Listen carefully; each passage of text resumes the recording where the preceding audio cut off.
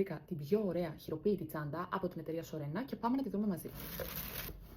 Εντάξει, πόσο ωραία τσάντα είναι αυτή. Θεωρώ θα με βολέψει πάρα πολύ το μέγεθο, γιατί είναι μεγάλο τόσο όσο. Πρώτον, μου άρεσε πάρα πολύ το μοτίβο τη. Αυτό εδώ πέρα το λεοπάρ μαύρο με ματζέντα δεν το συναντά συχνά. Επίση, είναι πάρα πολύ χοντρό το βελούδο, δηλαδή είναι πολυτελέ το υλικό. Έχει και κρόσια τα οποία κάνουν τη διαφορά. Ένα λουράκι διπλή όψη που βολεύει πάρα πολύ. Πολύ σημαντική λεπτομέρεια για μένα, κλείνει με φερμουάρ.